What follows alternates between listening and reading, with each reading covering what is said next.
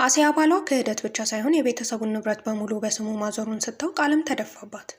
ሆኖም በድንገት ተነስታ ከመጮህ ይልቅ ሳታስነቃ በሚስጥር ማስረጃ መሰብሰብ ጀመረች። ለዚህም እንዲረዳት ኒያ ነፍሰ ጡር መስላ የከንቲባው ልጅ አፓርታማ አጠገብ እንድትገባ አደረገች። ሁለቱ ሴቶች ተመሳሳይ ሁኔታ ስለነበራቸው በፍጥነት ተቀራረቡ።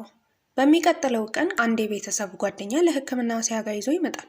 አሲያ የጓደኛውን ሚስት በማከም ላይ ያለች የህመሙ ምንጭ ባሏ መሆኑን በግልጽ ነገረቻት። ሚስትየው በቁጣ ገንፍላ የባሏን ፊት በጥፊያ ጮለችው።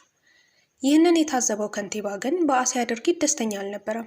አሲያን ጠርቶ እንደ ዶክተር እውነት መናገር ግዴታ ቢሆንም እንደ ባለ ትዳር ሴት ግን የወንድ ክብር ለመጠበቅ አንዳንድ ጊዜ ሞኝ መምሰል ይመረጣል ሲል መከራት። አሲያ ግን በልበ ሙሉነት ፈገግ ብላ አለፈችው። በመቀጠል በብልሃት የከንቲባው ልጅ ዴሪን ፍቅረኛ እንዳላት አምልጧት የተናገረች በማስመሰል ለከንቲባው ነገረችው። ከንቲባው መጀመሪያ በጣም ደንግጦ የተናገረችውን ባያምንም ወደ ቤት ከተመለሰ በኋላ ግን በቁጣ ተሞልቶ ልጁን ፍቅረኛዋን በአካል ይዛ እንድትመጣ አዘዛት። ዴሪን መውጫ በሌለው ጭንቀት ውስጥ ወደቀች።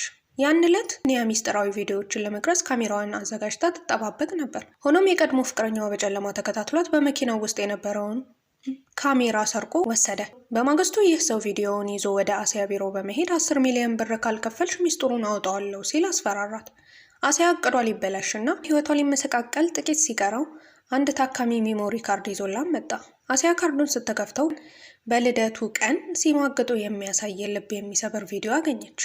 ሆኖም የሚገርመው ነገር ቪዲዮውን የሰጣት ታካሚው ከዓመታት በፊት የመኪና አደጋ ደርሶ ህይወቷን ለከፍተኛ መከራ የዳረጋት ሾፌር መሆኑን አወቀች። አሁን ታሪኩ ከባሏ ክህደት ባለፈ ካለፈው አደጋ ጀርባ ካለው ሚስጥርም ጋር ተያያዘ።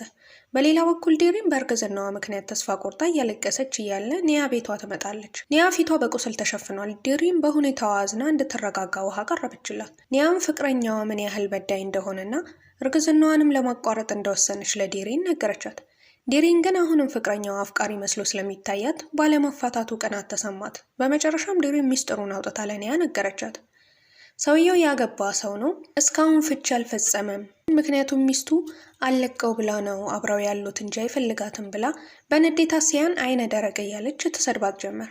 በዚያውን ቅጽበት አሲያ በጆሮዋ ማዳመጫ አድርጋ ዴሪን ስለሷ የምትናገረውን መጥፎ ነገር ሁሉ እየሰማች ነበር።